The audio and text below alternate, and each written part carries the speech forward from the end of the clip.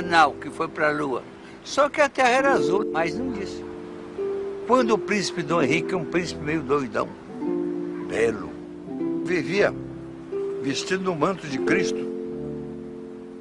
Esse homem estranho, filho da Idade Média, inesperadamente, se converte no tecnólogo mais avançado. Numa praia portuguesa, ajeita as coisas para montar navios que não existiam. Navios com leme fixo, por exemplo, que era uma coisa dos árabes, que na Europa nunca tinham usado. Navios com a vela latina, que é boa para navegar. E navios em que ele aprendeu com os chineses e os árabes a pôr bússola, a pôr astrolábio. Com esse navio montado, foi possível enfrentar o Mar Grosso, o Atlântico, para chegar aqui. Esse navio, essa criação, é mais importante que uma nau dessas espaciais.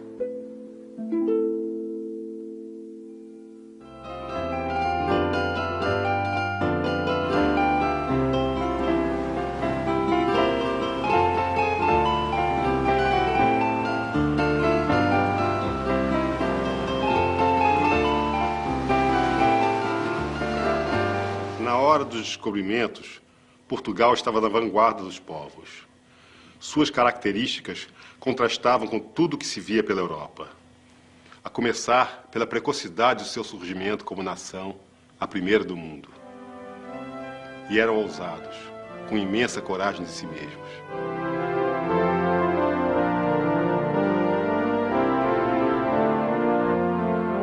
Como é que se explica que um povo português e espanhol se expandem e criam a primeira civilização mundial? Vocês sabem que Portugal tem as fronteiras mais antigas da Europa. Mais de 800 anos de fronteiras estáveis. Era uma faixa estreita com apenas 1 milhão e meio de habitantes que não tinham saída a não ser o mar, porque atrás estava o inimigo, estava a Espanha. A necessidade de ir ao mar para pescar, para descobrir, era ineludível.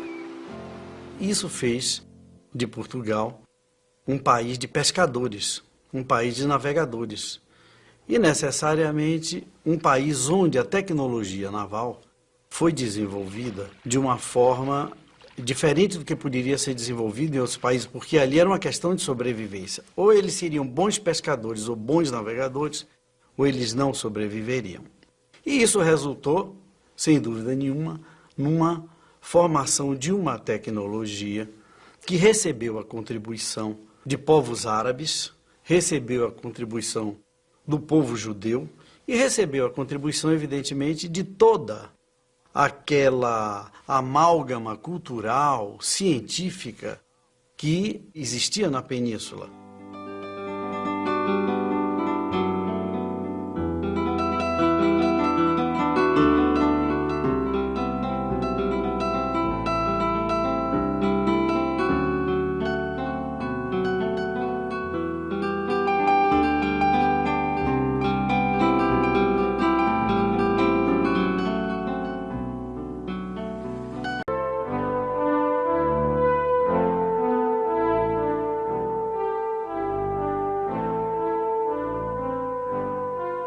A antiguidade é coisa nova. Nós somos uma contemporaneidade dos milênios. A partir de Portucale, que era um condado chamado Condado Portucalense, uma realidade nova começou a se criar. Uma língua nova começou a se constituir. E a preocupação desse povo foi a criação de uma nação que foi se formando a partir de duas grandes ações. Uma de expulsão dos mouros e a outra de combate aos castelhanos. Esses eram os portugueses.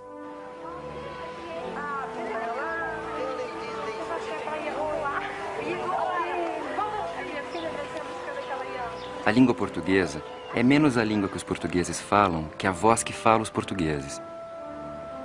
Se a escutássemos bem, ouviríamos nela os rumores da longínqua fonte sânscrita, os mais próximos da Grécia e os familiares de Roma. Juntemo-lhes uns pós de arábica língua e teremos o que chamamos o tesouro do Lácio.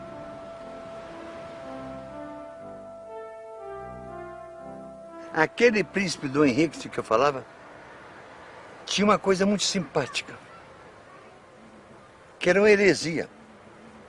Ele acreditava que houve um tempo do Pai, de que fala o Velho Testamento, do Deus barbudo velho. E veio depois um tempo do Filho, que é o tempo do meio, de que fala o Novo Testamento.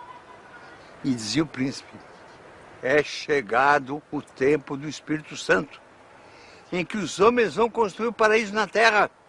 Quer dizer, no ano de 1400, antes do Brasil nascer, já aquele príncipe, muita gente mais da igreja, pensava nessa utopia de construir o mundo como um projeto,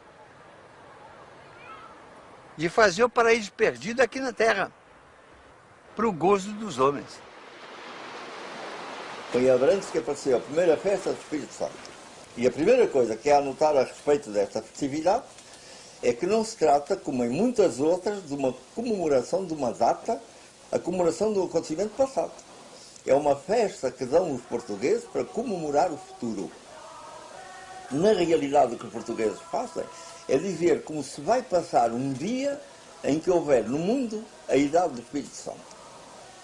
Na altura de se fazer essa festa, o que acontecia é que se pegava no menino e se levava o menino à igreja. Ali o menino era coroado imperador do mundo, porque já na idade do Espírito Santo era o menino que devia dirigir o mundo.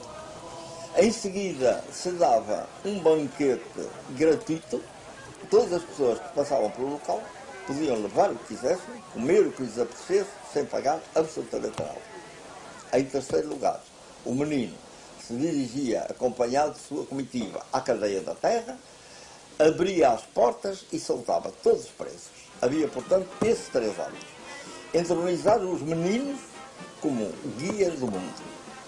Declarar que devia haver comida gratuita para toda a gente. E, em terceiro lugar, que jamais devia haver gente presa em cadeia.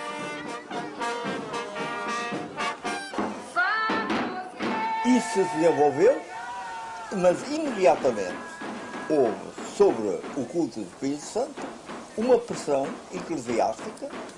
O que é certo é que o culto deixa de ter qualquer espécie de vitalidade que se marca nitidamente em Portugal, aí a partir do primeiro quartel do século XVI. Levaram o culto para as terras que iam descobrindo e que, por não haver oposição local, podiam ser teatro das festas a repetirem, os Açores, por exemplo, depois o Brasil. Essa heresia é uma heresia muito bonita, que paira sobre a história brasileira, que nos dá uma espécie de tarefa de criar um mundo feliz, feliz para os homens. Um mundo com muita fartura, com muita alegria, com muita criança, com muito sorriso. 1288. O português se torna a língua oficial do país. É fundada a primeira universidade. Lisboa se converte em metrópole internacional. A corte é um núcleo de cultura cosmopolita, de técnica e mercantilismo. A centralização sobre o sagrado dá lugar à centralização no econômico.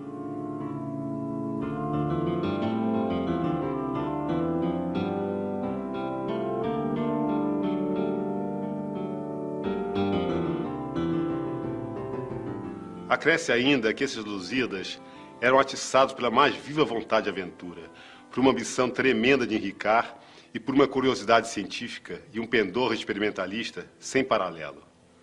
Diziam, por exemplo, contra toda a sabedoria de seu tempo, que só era confiável o saber de experiência feito. Sua audácia maior era dizer que, apesar de irracional a ideia de que o mundo era uma bola, ele era mesmo uma bola. Em Sagres, Dom Henrique reúne sábios e técnicos de diferentes origens, ordena os conhecimentos adquiridos, estimula a experimentação e a inovação. Nessa escola de pensamento, produz um corpo teórico e prático da arte e ciência da navegação.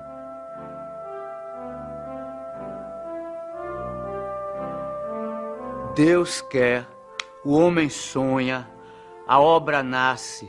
Deus quis que a terra fosse toda uma, que o mar unisse, já não separasse.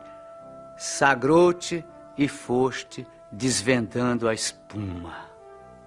E a orla branca foi de ilha em continente, clareou correndo até o fim do mundo e viu-se a terra inteira de repente surgir redonda do azul profundo. Financiado pelo Estado, pela Ordem de Cristo e pela poderosa burguesia mercantil, Dom Henrique desenvolve um programa progressivo e sistemático para conhecer o desconhecido.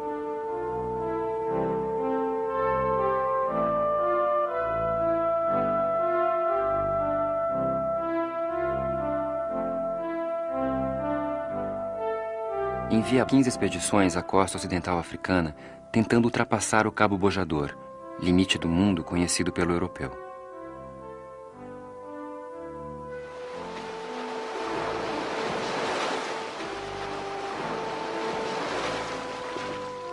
Em seu trono, entre o brilho das esferas, com seu manto de noite e solidão,